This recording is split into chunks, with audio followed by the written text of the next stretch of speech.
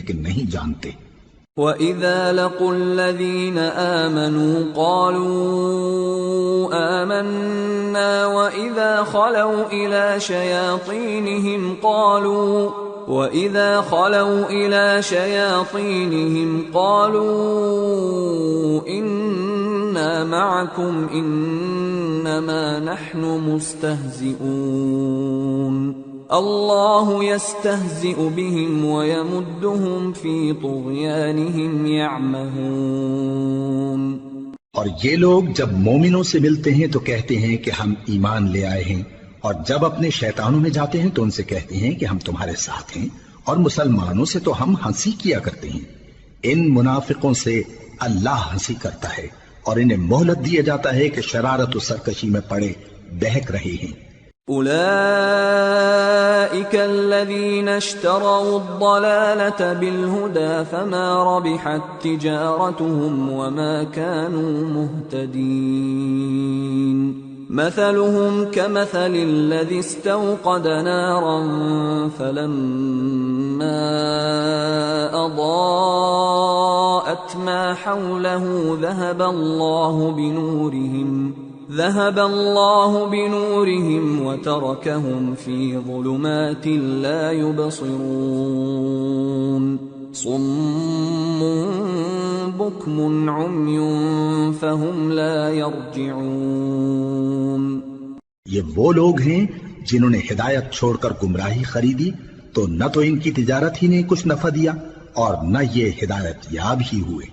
ان کی مثال اس شخص کی سی ہے جس نے شب تاریک میں آگ جلائی، جب آگ نے اس کے ارد گرد کی چیزیں روشن کی تو اللہ نے ان لوگوں کی روشنی زائل کر دی اور ان کو اندھیروں میں چھوڑ دیا کہ کچھ نہیں دیکھتے۔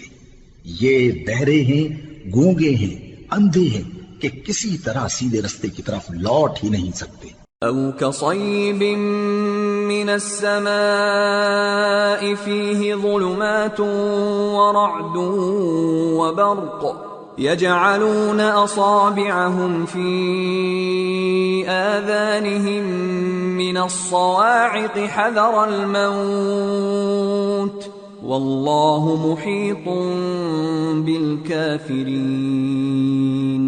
يكاد البرق يخطف أبصارهم كلما أضاء لهم مشوا فيه وإذا أظلم عليهم قاموا ولو شاء الله لذهب بسمعهم وأبصارهم ان اللہ علی کل شیء قدیر۔ یا ان کی مثال میں کسی ہے کہ آسمان سے برس رہا ہو اور اس میں اندھیرے پر اندھیرا چھا رہا ہو اور بادل گرج رہا ہو اور بجلی کوند رہی ہو تو یہ کڑک سے ڈر کر موت کے خوف سے کانوں میں انگلیاں دے لے۔ اور اللہ کافروں کو ہر طرف سے گھیرے ہوئے ہے، قریب ہے کہ بجلی کی چمک ان کی آنکھوں کی بصارت کو اچک لے جائے۔ جب بجلی چمکتی اور ان پر روشنی ڈالتی ہے تو اس میں چل پڑتے ہیں، اور جب اندھیرا ہو جاتا ہے تو کھڑے کے کھڑے رہ جاتی ہیں۔ اور اگر اللہ چاہتا تو ان کے کانوں کی سنوائی اور آنکھوں کی بینائی دونوں کو زائل کر دیتا۔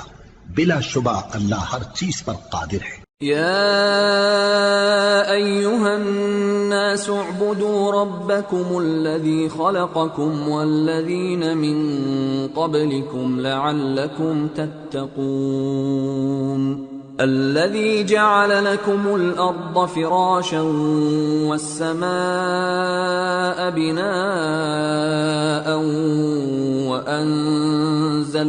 وأنزل من السماء ماء فأخرج به من الثمرات رزقا لكم فلا تجعلوا لله أندادا وأنتم تعلمون۔